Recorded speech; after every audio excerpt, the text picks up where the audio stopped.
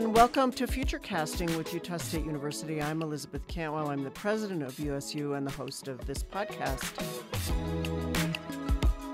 Today we're talking to Eboo Patel, who's the founder of Interfaith America.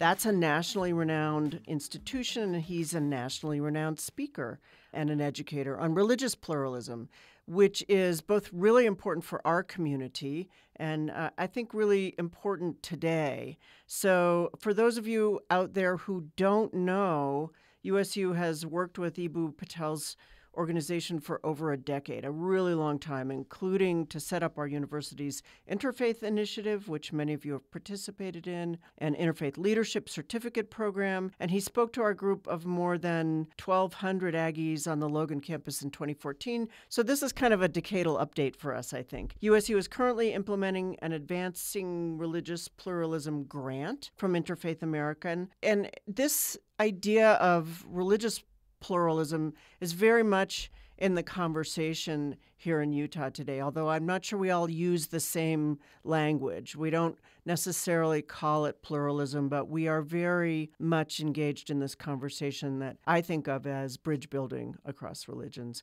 So I wonder if you could just actually help our audience today with an explanation of what pluralism is generally and why religious pluralism, how you got to that, but why it's so important for today's society. Well, President Cantwell, I want to say a huge thank you to you for having me as a part of this podcast. I had a great visit to Logan, Utah, roughly 10 years ago, and I did speak to, I think it was 1,400 Aggies in a big theater in the center of Utah. And so thank you for your warm welcome. And thank you for focusing on this important conversation of pluralism for the nation and for universities. So let me say that for us, there's kind of five poetic lines that I think of as related to pluralism. Number one, diversity is a treasure. Number two, identity is a source of pride. Number three, cooperation is better than division. Number four, faith is a bridge. Number five, everybody is a contributor, right? So like you can kind of think of that as kind of a word cloud, if you will, right? That's the poetry of pluralism. Yes. The definition of pluralism for me is respect for diverse identities, relationships between different communities, and cooperation on common projects for the common good. So respect, relate, cooperate. We respect people who are different than us, even when those differences mean disagreements, right? Diversity is not always the differences you like. Number two, we relate positively across communities. We're always looking for how can I have a positive relationship with you? And number three, we're looking for ways to work together. What are some things we can do to make our community better? And actually, this happens all the time in America. It happens on athletic teams. It happens in cancer research labs. It happens in hospitals. It happens in fire departments. And a huge part of what we want to do at Interfaith America is lift up the inspiring ways that pluralism already happens in the country and say, look at that. Look at that athletic team or that fire department where they implicitly understand that diversity is a treasure, that identity is a source of pride, that cooperation is better than division. And I really think that the institution that can lead the way in both the practice and theory of pluralism is universities. So would love to talk more about that. When you describe those five principles, if you will, the one that lit up in neon for me is faith is a bridge. Because it's one of the places that everybody can still see bridge building happening in society. And I think a lot of people today don't see bridge building a lot of places in society. So talk a little bit about why I have my own perspective on why I think universities are critical to this kind of community-focused bridge building and the use of faith, frankly. But I wonder if you could tell us what you mean by why universities are so important. Sure. So I want to talk about two different kinds of pluralism that I think that universities do excel at and can be. One is intellectual pluralism. The way a university is organized is in different academic departments because we believe in higher education, something that is implicit now, but that was made explicit by the great philosopher William James over 100 years ago, which is that the universe is plural. He actually called it the pluriverse, not the universe. So the nature of reality is diverse, and that is why we need different methods for exploring it. That's why at universities, we don't just have physics and chemistry departments. We also have anthropology and sociology departments. These are diverse ways of exploring the beautiful diversity of the universe, right? The other thing that intellectual pluralism has within it is the idea that we have diverse explanatory frameworks for Yes. reality. We are my PhD advisor once said to me that the cardinal sin of the researcher is squeezing the world into his worldview, right? You cannot just say everything is about class conflict or everything is about biological determinism and walk around the world finding examples that support your thesis. That is not what intellectuals do. Intellectuals the intellectuals have a rigorous way of researching reality, and then they create diverse explanatory frameworks for what might be going on. Why does a student excel in one class but not in another class during the same day? Why are kids nicer in summer camp than they are in school, et cetera, right? So these are some really interesting things that I think that they call for intellectual pluralism, diverse explanatory frameworks in that help us explore the nature of reality. So that's part one, intellectual pluralism. I see. Pop in. What interests me, because right now, particularly in Utah, but really in all of public higher ed in the U.S., there's this massive focus on how we serve the workplace, if you will, this kind of economic value. But the workplace is equally demanding of pluralistically trained human beings, right? They do not want someone who merely has spent 4 years in a chem lab. They would not probably get hired. That, to me, is something that seems equally important today, is to remind the entire world that it isn't just that the future of society, sort of the intellectual capacity to have multiple frameworks, but it is demanded by our companies and by the economy. Absolutely. I often say to university presidents like you, President Cantwell, that a university should ask itself two questions. There's other ones, of course, but here are two critical ones. One is, what's the promise we make to our students? What's the promise we make to our students? And I'll tell you what you don't promise. You don't say, when you come to our campus, you will meet people from different backgrounds, and we will teach you slogans to shout at them. No, we don't say that, and we don't do that. It is not. One can look out at the landscape of higher education and find enough examples of that, right? But that is not what you are about. The second thing that I think, the second promise you make is, what's the promise you make to the public? So if a school superintendent said, I want to hire teachers out of your school of education, what can you promise me that they are able to do? What you want to say is, I promise you they can help students from a range of identities succeed in the classrooms of your school. That is what I am promising you as the president of Utah State University. If you hire the nurses out of our nursing program, the doctors out of our medical school, the teachers out of our ed school, et cetera, that is the promise we're making to you. And that promise is all about diversity, but it is about excellence. It's about rigor. It's about cooperation. It's about all of those things. And my analogy for this is, when United Airlines hires newly graduated pilots out of flight school, they're pretty sure that they can fly planes. Similarly, when a superintendent hires teachers out of the education school of a university, they should have a degree of confidence that those teachers can help diverse students excel in their classrooms. And I think they do. As you know, you may not know, but we certainly train a significant fraction, upwards of 25% of the public school educators in the state of Utah get their original training here at Utah State University. Utah's really interesting, but has a long commitment to this idea of things like teachers being able to move into any environment and help everybody succeed, help all their students get to where they need to get to. or doctors working we don't train physicians, but we certainly train a lot of mental health professionals and counselors.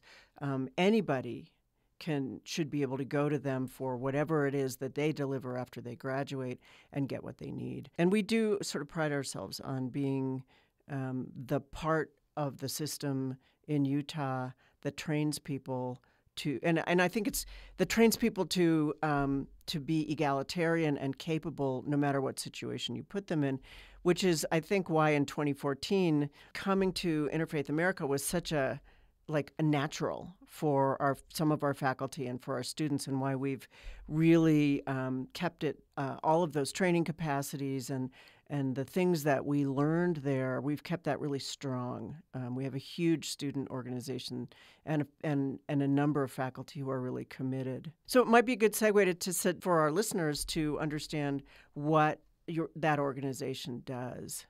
Sure. So I really want to thank Bonnie Glass Coffin, who I've known and been friends with for over a decade now, who played a leadership role in advancing this, and everything from teaching classes to helping found groups to organizing my visit there a decade ago to running several of the research-based projects that we've given grants for, and more recently Austin Knoop, who was a part of our New Begin Fellows program and has also been doing some interfaith work at Utah State University. So I love the fact that we have a president who's involved, and you, President Cantwell, and faculty members, and I've certainly met no small number of students who've been involved in this. Yeah, I like to say, bridges don't rise from the ground or fall from the sky. People build them, and building bridges in engineering terms, and I believe you're an engineer, right? I am an engineer. That takes a ton of skill and a ton of work, and building civic bridges between people who are from different religions or different races or rural and urban, whatever the difference might be. That's a skill set. That's a knowledge base. That's a vision and an orientation, and it needs to be learned and it needs to be practiced. And I think that universities are the perfect place for this, right? One, because of that dimension of intellectual pluralism I spoke of earlier, but second, because of civic pluralism, because a university is one of the few places in our society, frankly, that intentionally brings together people of diverse identities and divergent ideologies and says, you should be proud of your distinctive identity here. We want you to be both Muslim and Mormon, and you should work together. Work together on our intramural athletic teams. You're going to work together in our research labs. You're going to work together in projects in classrooms. And that is a powerful thing for a nation to extol. Yes. You should be a distinctive identity, and you should build the skills of cooperation across difference. And we see that our students are really hungry for permission to kind of be happy about being able to do that and not be unhappy. It's a moment we're offering excitement about being able to be part of not just the bridge building solution, but part of communities that are diverse is something. It's almost incumbent on us to do that, because students don't necessarily see that before they get here, or what they're inundated with is an enormous amount of information generally coming through, I'll call it electronic means one way or another, that just is overwhelmingly feels like the world is polarized. My friend David Bornstein tells me this hilarious story that one day his dad calls him and says, David, human beings are worse than animals. And David says, Dad, are you watching cable TV? And he was. He was, yes. Social media is like cable TV on steroids.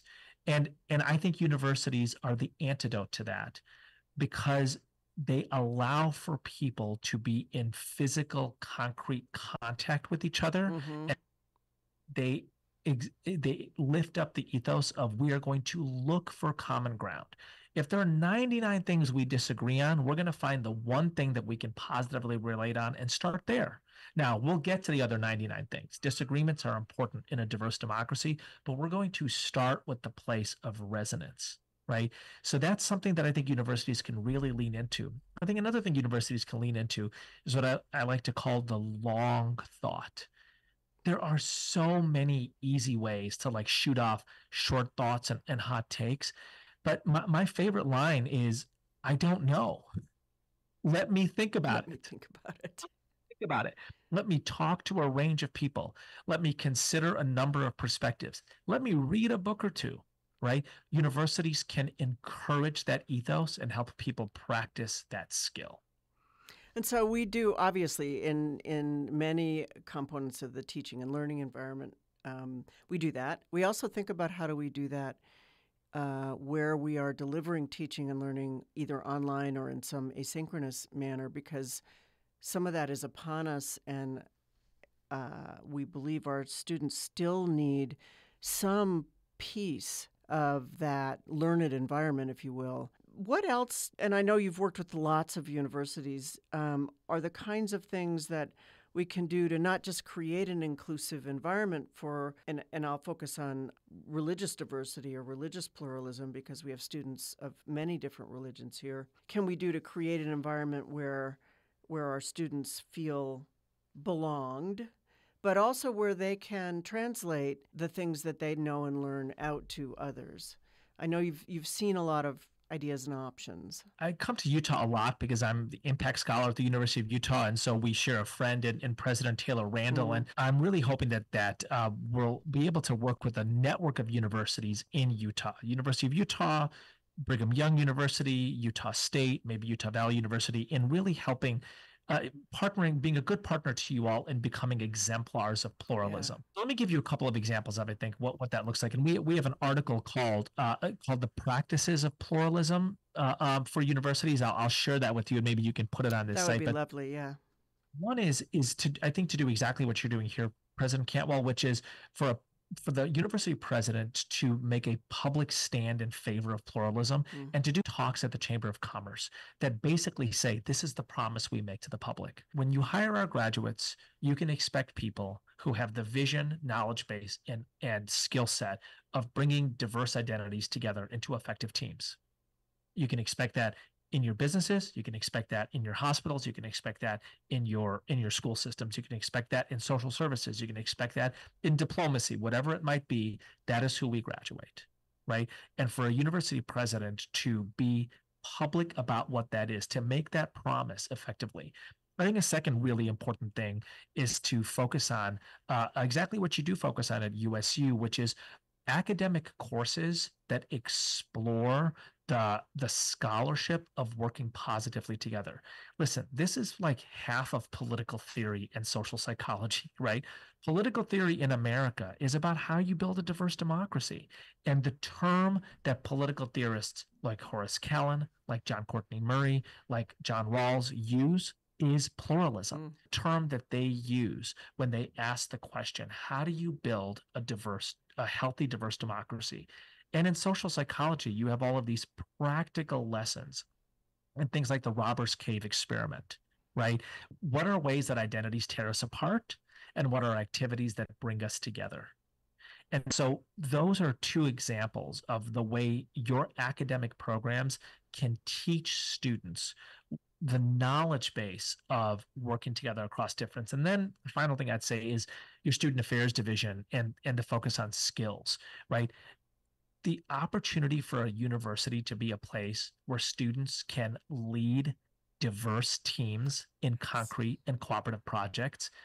That's why we spend so much time in our Interfaith Leadership Summit training people to lead projects. If you can bring people you can bring Muslims and Mormons and atheists and Jews and Catholics and evangelicals together in an environmental cleanup project, and then have each person share what their distinctive faith or philosophy that inspires them to care for creation, that's exactly the kind of leader our society needs. It is indeed. You've been listening to, the voice of young people for a long time in this context. Is there anything about, I'll call it the demand signal from young people in the last few years that is changing around the desire for introduction to pluralistic thinking, but also experiential opportunities? I certainly hear a lot from our students about the screaming desire for actual experience, like living life, doing it, not just learning about it. But I haven't, in this context, actually been observing students for a decade.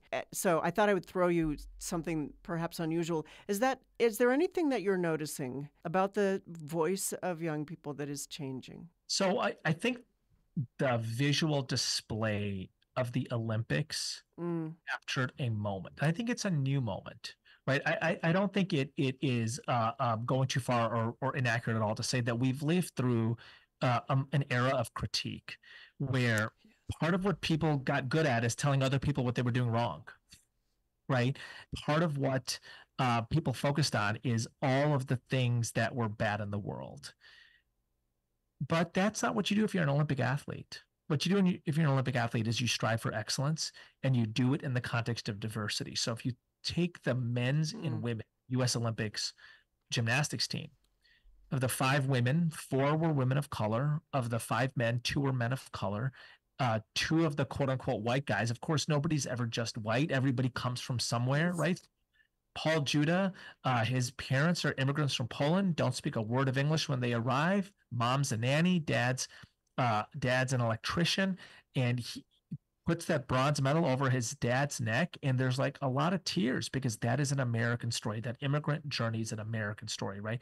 Stephen Nedorosek is basically blind on the pommel horse.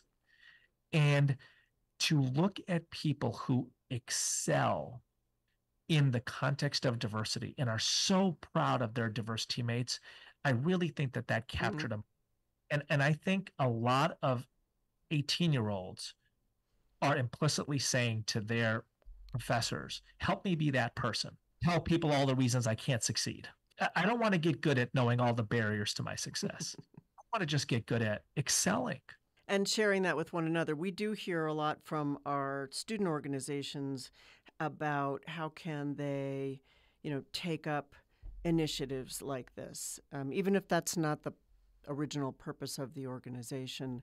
And we certainly have a lot of faculty here who and advisors who now, over the last decade, have learned how to do that and how to provide advice to our student organizations on how to do that. I'm going to shift gears a little bit because one of the things that I do, I not only do these kinds of podcasts, but I also I do a rare series, just because they're usually pretty large, of discussions about, really at their base, about how do we do hard things, largely around political matters, in a way that protects our capacity to continue to have conversations about it.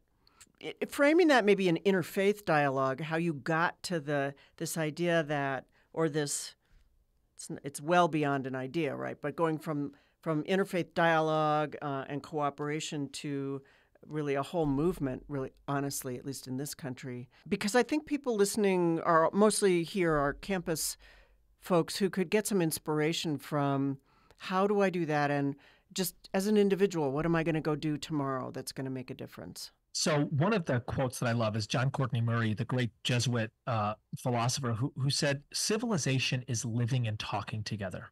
And the reason that pluralist civilization is so challenging is because you are living and talking with people with whom you disagree on important items. And to just think about that is so inspiring. We in the United States of America have tried something truly new in human civilization. We have tried to build a pluralist democracy, a place where people who have diverse identities and divergent ideologies live and talk together. And then John Courtney Murray goes a step further and he says, the definition of the barbarian is the person who destroys the conversation. So I look at that, my job as a citizen, and I mean that in an Aristotelian sense, right? Somebody who participates in public life. My job as a citizen of a democracy is to talk to people, a wide range of people. So I'm probably not buying a brownie from the KKK bake sale, but I'm talking to everybody else. And I'm actually considering that a duty of participation in a diverse democracy. And the notion of finding out something that I disagree with someone else on and deciding to not talk to them because of that disagreement, maybe that's who we voted for. I just think that is a violation of the ethos of diverse democracy. Like literally, unless you are a Nazi, I am curious about you. And even if you are a Nazi, I'm still curious about you. I might not want to get that close, but I'm curious, right? We take interest in other people. We seek to work with other people. So let me give you an example of this. People would during a particular time in my life, I like to say everything is political, everything is political, everything is political. Somebody turned to me and was like, hey, if your house is on fire and you call the fire department, do you want them to ask you who you voted for? Is everything really political? Or are there actually a huge set of things in American life that are what we might call civic, in which we recognize there are going to be political differences, again, up to the parameter of Nazism, and we engage with each other anyway. And I think a university is a civic space where we understand there are going to be political differences, and we are interested in each other's story to those differences, and we look to engage cooperatively and positively and in an exploratory way. So for so many people, that takes a kind of courage today that it didn't feel to me as growing up many years ago. It took that kind of courage to go engage with kids that were really, really different from me. If, at least it has felt to my 5 kids like it takes some courage to do that. I might be saying that just to acknowledge for all the students that are listening that, yes, it might take some courage to not just listen, but actually engage and go to your perspective on, I don't know. Like I might have to do a little more thinking about that before I think I know. But it doesn't mean I'm not going to listen in the moment. So I put that out there because I do think a lot of young people feel like it takes some courage to engage in that kind of conversation at this point. I mean, one way to think about this is when you come home from class or extracurricular activities or whatever your normal day at the university is, whether you're the provost or whether you're an incoming first year student, kind of keep a tally, right? Like, how many people did I talk to today that I largely agree with and who see the world the way that I do? And how many people did I talk to today who surprised me, who don't see the world the way that I do? And who did I learn more from? Who did I learn more from? Mm-hmm. And I more from people that don't see the world the way that I do, because by definition, they have a story that I don't know or don't understand. And I'm interested in that. I'm looking for things that I am that help me learn about the world. And people who don't see the world the way that I do help me learn a lot. And then they pose a really interesting challenge, which is, if we were in a fire department together or on an athletic team together, or if we were cancer doctors together, how would we work together across this difference? And I'll tell you something, the alternative is worse. The alternative is not working together across that difference. Yes, in areas where the difference doesn't define the work. So one of the things we like to say a lot at Interfaith America is to build a diverse democracy, you have to learn to disagree on some fundamental things and work together on other fundamental things. And so you might disagree on who you vote for, and that is a fundamental thing, right? You might disagree on what's happening in the Middle East. That is a fundamental thing. It is. This is not to minimize those really important things. And if you work for a fire department or a hospital or an athletic team or a school, there is another fundamental thing in front of you, which is how to teach kindergartners how to read, or how to do surgery on somebody's gallbladder, and the ability to do those activities together, bracketing the disagreement. That is the only way a diverse democracy functions. Otherwise, you're going to drop your kid off at school, like I did, this morning, first day of school here in Chicago, and a bunch of teachers are going to be like, "Hey, we've decided we can't work together. We vote differently. We view abortion differently. Yes. Sorry, we can't teach your kids." That would be the great travesty. It would be. But in that context, maybe I would love to come back to faith as a bridge builder, and just that whole bucket. I'm just trying to think of a more elegant word, but the bucket that holds all faith, everybody's different, but really meaningful perspective on faith. Because while we are enthusiastic here at USU, and we have students and faculty and staff who are very interested, it appears to me that we have more that we could be doing, because we have so many people of faith and a pretty wide variety. Certainly we're a large LDS community, but we have many, many other versions of people of faith. And I'm talking about religious faith. And I wonder if you could just talk to us a little bit more about how our community members can use their faith to build bridges. Yep. So I'm going to say three things here. This is what we really do at Interfaith America. It's the area we specialize in, right? We are a broad-based pluralism organization, meaning we help institutions of all kinds really center cooperation across difference, and identity is a source of pride. But our the yeast for that is how we think about religious diversity. So I want to say quick things in this. Number one is, imagine if every institution founded or inspired by a faith community in your city in Logan or in Salt Lake disappeared overnight. Now let's do a walk and see what would be gone, right? And my wild guess is that Utah State University, even though it's a public institution, that members of the Church of Jesus Christ of Latter-day Saints played a massively important role. Huge. And still play a role in our community support. And yes, it's a big faith deal here. So think about the hospitals, the buildings, all of which would be gone. And now think about the fact that we live in the most religiously diverse nation in human history, and religion is our largest source of social capital in the country. What you want to do with that massive treasure, that religious treasure, is you want to encourage cooperation, not division. You want the Church of Jesus Christ of Latter-day Saints and the Muslim community and the Jewish community and the Catholic community to be working together to serve students, to help refugees, to help reduce the challenges of homelessness, to help people who have addiction issues, to make sure that our environment is a place where you can breathe the air and drink the water, right? So in a very concrete way, you want the largest source of social capital in the country, which is faith communities, to be working together, to be bridging to serve the nation. That's number one. Number two, let's recognize that there are massive differences between religious communities. I'm a Muslim. I believe the line of prophethood ends with the Prophet Muhammad. I am fully aware that the Church of Jesus Christ of Latter-day Saints sees it differently. In fact, the definition of the church is you have a 19th century prophetic figure in Joseph Smith and continual lines of prophecy in the presidency of the church. I disagree with that theologically, and I admire it civically. And that is a wonderful muscle to build, is the recognition of disagreement, and yet the ability and even the ability to work together and even admire people for that difference, right?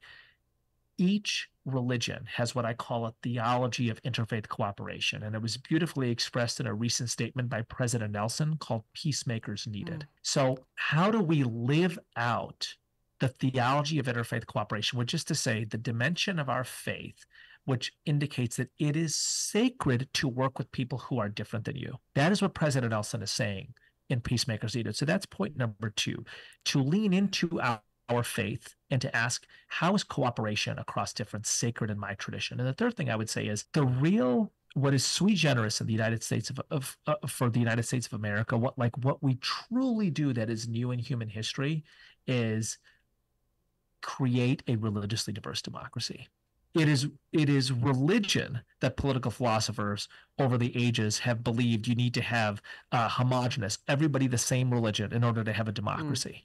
James Madison and Thomas Jefferson and George Washington and Ben Franklin and John Adams, for all of their sins and faults, and they were legion, believed you could do something different, that actually people from different religions could live together, could cooperate together. So in our history, we developed the ability to have a religiously diverse democracy, and there are all kinds of hiccups along the way, right? So federal troops pointing their guns at what is now Utah against the Christ of Latter-day Saints, the anti-Catholicism, the anti-Semitism, the Islamophobia over the course of our history. These are terrible things. And yet we have dealt with them and in most cases gotten over them. And so this notion of how you build a religiously diverse democracy is a huge and inspiring part of American history. And that's the third thing that I would really focus on. So the first, how do you build bridges of cooperation between diverse faith communities to serve the nation? The second is, how do you lean into the theology of interfaith cooperation within your own tradition? And the third is, can you learn the history of interfaith cooperation, of religious pluralism in the United States of America, because that history is actually American history. And I would even start, because I have had to say this, we are absolutely a secular institution, and your faith is welcome here, just like your religious, your ethnic background, or your prior learning, or any of the things about who you are. Your faith is welcome, because to me that opens the door for these three aspects of our students to interact with one another first, and then maybe have the courage to have a discussion with a faculty member, or someone who's older than they are, and actually bring to their classrooms that ability to speak to one another, which is going back all the way to what you said at the beginning of this idea of part of what we do at universities is we literally bring people face to face with one another, physically close to one another in a way that allows them to speak about many diverse things, be the diversity that they are. I mean, I've been doing this for over 20 years, and I hear some version of this story with amazing frequency that a student will, show up in some college administration office on the second day of school and say, "I'm sorry, you've made a mistake. You have me rooming with a heathen." And the college administrator will say, "Actually, that's how we do it here. We assign random roommates, and people get to know one another.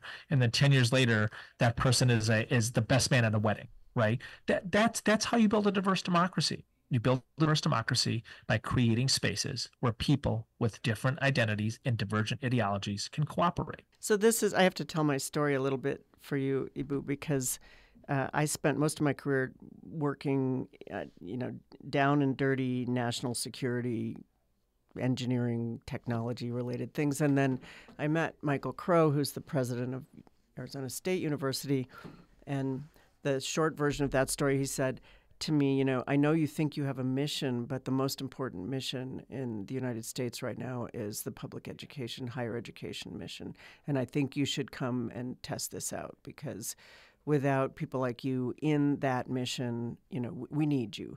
And I've been in higher ed now for 12 years, and I believe this absolutely, that what we can do is provide the basis functions for the continuation of the nation, because we have an obligation to, and do, by hook or by crook, provide the platforms for diverse conversations. It is really hard sometimes. Politics doesn't always, and I'm thinking about many, many decades of higher ed, doesn't always agree with that approach. But we have managed so far to keep it going. And in truth, we get a lot of support in Utah for that. But it is a mission, and I'm both a person of faith and one who finds that if I can lead our students to a discussion about the ability they have to use their faith in this environment, in conversations with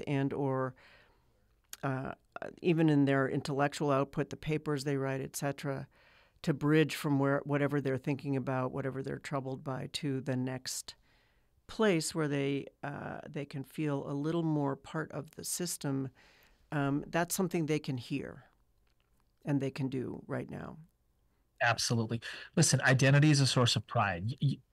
You cannot say identity is a source of pride and then ignore or be dismissive of somebody's religious identity. You can't say that. You cannot. It does come up occasionally, but no, you can't. Not if you really see that. So we have maybe 5 minutes left, Eboo. I don't know if there's anything you want to say about kind of Interfaith America and how you work. I think we will have plenty of people who listen to this and go, I want to play there. Now we're going to put, for those of you that are listening, we have a number of links that we'll put on our website. We'll put a link to Interfaith America. We'll put a link to the work that goes on here at USU in case you want to learn and participate there. For our community members, I strongly encourage you to read any of the books that Eboo Patel has written. But the one that I have read is your most recent one. Is it We Need to Build? Right. Yes. Yes. Which I found nice. I mean, comforting in the role that I occupy. If you have other thoughts to leave our listeners with. A line from We Need to Build, which is we defeat the things we do not love by building the things that we do. And from how you approach a football team to how you approach an academic department to how you approach a whole university or a state government. We build the things we defeat the things we do not love, not by, overwrought critique, but by inspiring creation of new and better things. The better thing, yes. And I think that pluralism is something that is built. And I think it can be modeled at our universities, and it can be launched into the wider culture by those universities. And I've loved working with Taylor Randall and the University of Utah on this, and I've loved the 10-year relationship with Utah State University on this, and hopefully we can strengthen that relationship, and there could be this notion of Utah State and University of Utah and BYU are really, in their own context and with their own identities, exemplars of pluralism. And we all work together incredibly well. You may see us, the three of us, doing something interesting in this coming year. It's a perfect moment for it. Yeah, it's great. I mean, there's a wonderful places in Utah, and I'm excited about all of you. We would love to come talk again in a year or two as we march through this political moment, which the next year will be really interesting for our students to observe and participate in and learn about and bring their own perspective on faith to the future that they uniquely will be delivering that I will not be, because my moment for that has passed. They are creating what they love rather than what they don't love. But I appreciate the work that you do. I was not introduced to it before someone said, you should really do a podcast with Eboo Patel. And I'm like, yes, this is actually exactly what I'm talking about. So thank you for having created that whole body of work, because it's really inspiring to me. I appreciate that, President Cantwell. And thank you again to Austin Knoop and to Bonnie Klaus-Coffin at the university, who has really built this ethos within the university, along with you, President Cantwell, and I look forward to strengthening the relationship. Very, very good. Thank you so much for appearing with me. I appreciate it so much. Thanks, Eboo. Bye. Special thanks to Eboo Patel for joining us on Futurecasting with Utah State, and thank you to the planners who made this week's episode possible. Thank you for joining us in Futurecasting with Utah State. Futurecasting is a production of Utah Public Radio and Utah State University, sponsored by the Office of the President. Our producer is Hannah Castro, with the help from Utah State's marketing and communications team. And the theme music was produced by Justin Warnick. You can listen to Futurecasting at upr.org or wherever you get your podcasts.